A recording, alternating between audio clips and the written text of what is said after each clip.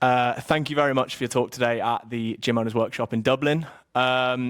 It was a really insightful talk, and I think it's evolved from your talk last year as well, in a very nice way, because it's kind of, as someone that's attended both years, you get to see that journey of how the club's gone and where you guys are going, and actually there's a lot of really exciting stuff that I'm going to ask you about in a minute. But firstly, the first thing I noticed when you're doing your talks, and I guess because I know who you are as well, in terms of you read a lot, there's always like a lot of theory, and it's always based on on a theory.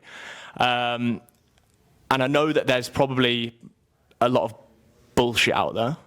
I think we can swear. There's a lot of bullshit out there, but there's also a lot of sort of good theory that you obviously base what you're doing off. And I do find it very interesting. And how do you decide between the different theories that you kind of base what you're doing in the gym on, and how do you decide what kind of isn't worth? How do you vet the different ideas that you read about? Yeah, so the balance scorecard they're KPIs, so they're numerical indicators of how you perform. It's their facts. So that's one side of it. These are facts that we use to analyse the performance of our business. You know, revenue is something that you can't argue with. That is the amount of money that's coming into the facility through all our various channels.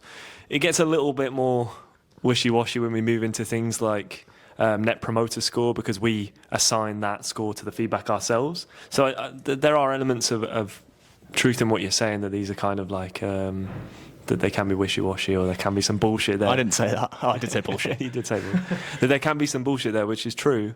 But they're all of the KPIs that I brought up on the screen there. They're all well used in the industry. The only one that's kind of something we've orchestrated ourselves is the project success rate, and that's where we give a positive or a negative mark to a project based on whether it's hitting a preset goal. But again, it's nothing too crazy.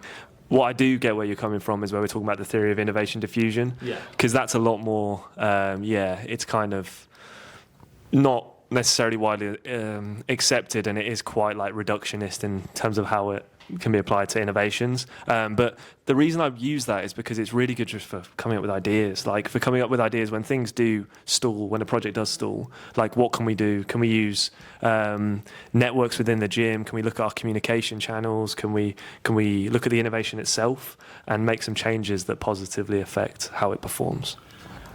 No, I think, to be honest, that was really the answer that I was looking for, because I think when all of the data you look at and making data-informed decisions is so important in anything, really. Well, maybe not everything, but when you're applying that data, I feel like it can be sometimes subjective in how you apply that. Is that something you'd agree with, in terms of you have the data in front of you, but it's deciding what to do with it is sometimes a subjective decision rather than an objective decision, in terms of, you know, if the member footfall isn't that great coming in, or I know you mentioned in there that like summer was a bit of a dip, and you look at that data and you make a decision based off of that. How do you make as an informed of decision as possible?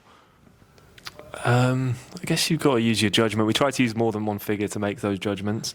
So, you know, looking at Net Promoter Score, combining that with our referral rate, and then looking at stuff like lost sales rate, all of these things kind of contribute to this performance of the team. It also reflects on the culture and the community that we're building. So yeah, we try to bring, the reason we use a lot of metrics and across a number of different areas of the business is so that we can make as informed as a decision as possible. And I think that's what we're doing. No, that's fair. And I mean, just literally give me a one-word answer to this question, or a couple words. But what is the difference, or what is the effect of making data-informed decisions versus just working on your gut, going based off your gut? You can give me a long answer if you want, actually. Confidence.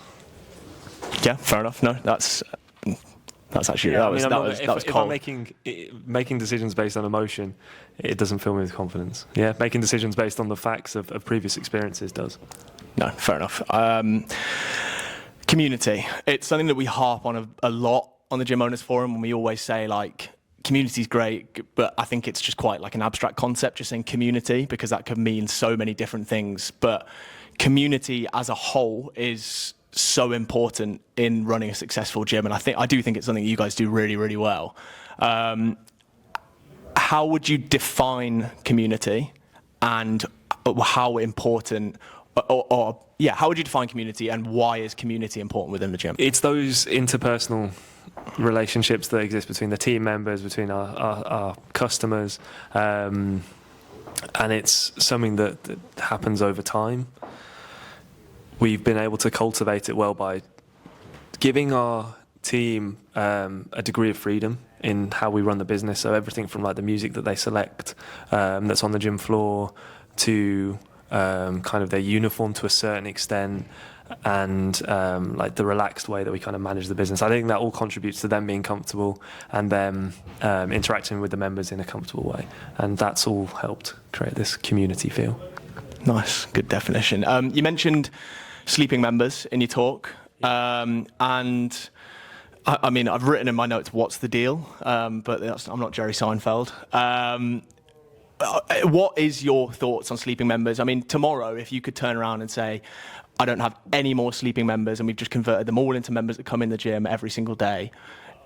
I know that's a bit absolutist, but like, is that, would you rather have no sleeping members ever? Or are they kind of a necessary part of the gym?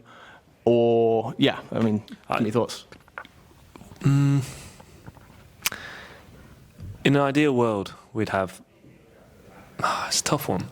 Because on one hand, you've got, if everyone's using the gym all the time, then, you know, you might have to cap your capacity at a much lower rate. So it is a really tough one. It's striking that balance between keeping people engaged, you know, so that they don't, before they cancel, so that they don't cancel, and not damaging your revenue. I mean, the position that we're in at the moment, we're not approaching sleeping members.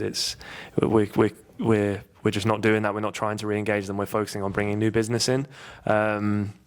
And it's not necessarily the way I'd like to run the business. And if we can get back to a position where maybe we were 1-2 years ago, then we're going to look at ways in which we can re-engage those people. But yeah, it's tough, and a lot of people rely on that extra revenue from the people that aren't using the gym. No, that's fair. I am currently a sleeping member at the Fit Club. You've always been a sleeping member. Yeah, I'm just a sleeping member, I think. And then we'll finally round it off.